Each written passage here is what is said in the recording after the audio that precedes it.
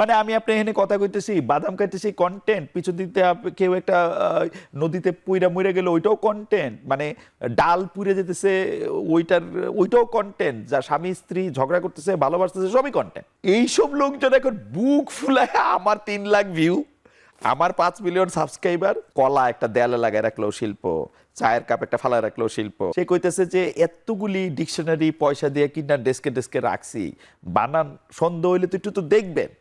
ভাইয়া আমার তো সন্দেহই হয় না। আমরা সব কিছুকে কন্টেন্টের তো এখন সম্পাদক দরকার হয় না, সবাই আবার এই যে ফেসবুকে দেখা যাচ্ছে যে সবাই কন্টেন্ট ক্রিয়েটর, কেউ আর ওই যে কোথায় চাকরি বাকরি করছে কী কাজ করছে ওটা লেখা নাই, কন্টেন্ট ক্রিয়েটর। একটা জাতির সবাই যখন কন্টেন্ট ক্রিয়েটর হয়ে যায় তখন এই জাতির তো সৃজনশীলতার অভাব নাই, এটা তার প্রশ্ন করার কোনো সুযোগ নাই, খুব সৃজনশীল জাতি। এখন মানে নানা ধরনের কন্টেন্টের মুখোমুখি আমরা নানা সময় হয়েছি, কিন্তু এগুলি নিয়ে আমরা কোনোদিন গর্ব করি নাই। মানে একটা খুব জোক প্রচলিত হচ্ছে কমল কুমার মজুমদারের নামে, যেহেতু তিনি ওই দেবেন্দ্রনাথ ঠাকুরকে ঠাট্টা করতে গিয়া যে অর্শরোগটি আমাদের সবারই আছে বটে, কিন্তু আমরা কেউ তো এটা নিয়ে গর্ব করে বেড়াই না।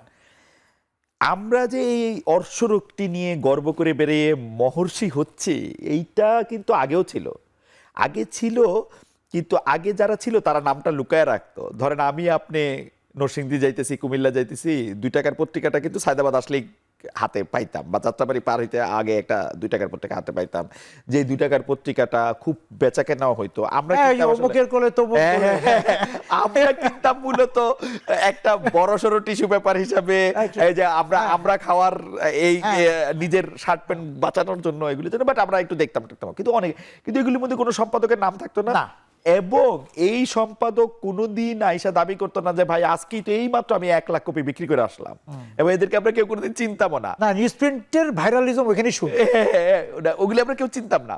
মুশকিলটা হয়েছে এইসব লোকজন এখন বুক ফুলায় আমার 3 লাখ ভিউ, আমার 5 মিলিয়ন সাবস্ক্রাইবার, ওইসব কন্টেন্ট দিয়েই, কিন্তু অ্যাবসলিউটলি ওইসব রাবিশ কন্টেন্ট দিয়াই কিন্তু অনেকে ভালো কন্টেন্ট দিয়েও অনেক মানে ভালো সাবস্ক্রাইবার হয়েছে, সেটা তো হয়েছে, ভালো হয়েছে, কিন্তু খারাপ কন্টেন্ট, ক্রিঞ্জ কন্টেন্ট দিয়া এগুলি হয়েছে। আপনি যেটা বলেন হচ্ছে যে কোনো কিছু কন্টেন্ট কিনা, এখন আপনি ধরেন আপনি কবি, আপনি কবিতা লিখতেছেন, কিন্তু সেই কবিতা কখনো মানুষের সামনে আসতেছে না, কারণ সেই কবিতা আপনারই সন্তুষ্ট করতে পারতেছে না।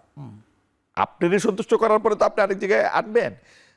এই জিনিসটা এখন একদম উল্টা দিকে, মানে রিভার্স। আপনি এটা চিন্তা করে দেখেন, সে সব কিছুতেই সন্তুষ্ট। আবারও খবরের কাগজের আর্লি জীবনের কথা কইতে হয়,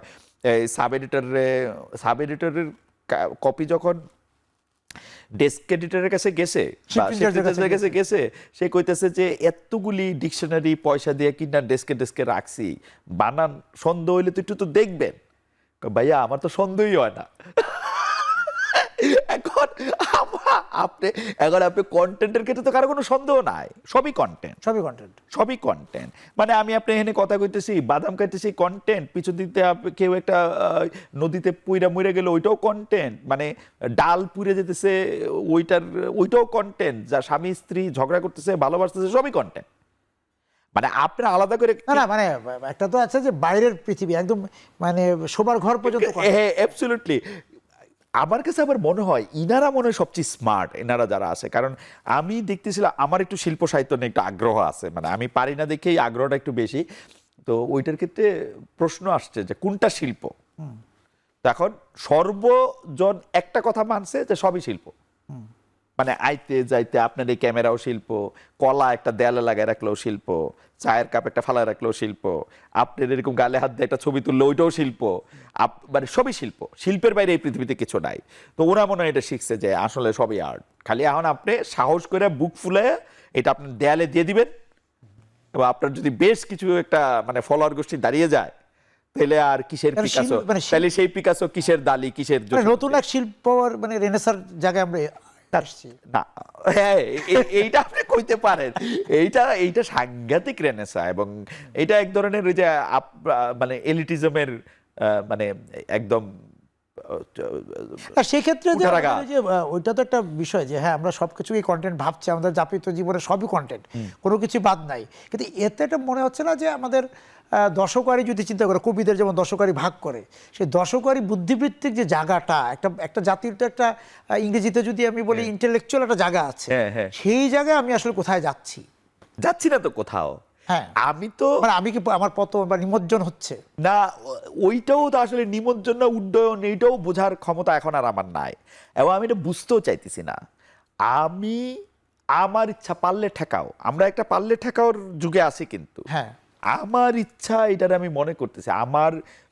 আপনি সুশীলের মতো কথা বলবেন না, ওইসব কবিতা অনেক পড়ছি, এগুলি হচ্ছে যে সব এইটা আমার কবিতা হচ্ছে এখন চ সিরিজের, খ সিরিজের, আপনি উমুক না তুমুক না, এইটাই হচ্ছে আমার কবিতা, এটাই হচ্ছে আমার গান। আপনার সৃজনশীলতা আপনার কাছে রাখেন, আপনি সৃজনশীলতার কথা বলতেছেন মানে হচ্ছে আরে ঘরে ঘরে এখন নবরণ ভট্টাচার্য,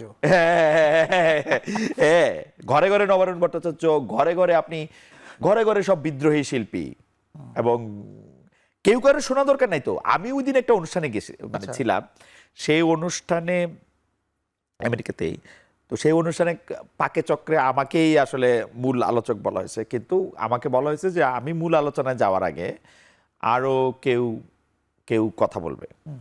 এই কেউটা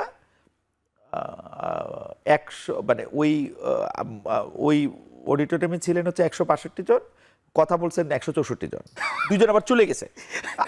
আমার না এটা ইয়ার বাইরে ছিল যে এইটা কেমনে, মানে এটা কেমনে এরকম হয়, মানে সবাই মানে এখন কাউকে শোনা দরকার নাই, কিন্তু আমি যে বক্তা, আমি যে ক্রিয়েটর, এইটা তোমাকে মানতে হবে। আপনি যে কোনো সময় আপনি দেখবেন যে মানে এইটা এতটাই প্রভাব বিস্তারকারী জিনিস হয়েছে, মা বা বাবা তারা ছেলে বা মেয়ে সম্পর্ক বলে আমার বাচ্চা তো সাংঘাতিক ইনফ্লুয়েন্সিয়াল, ইনফ্লুয়েন্সিয়াল, হ্যাঁ মারাত্মক।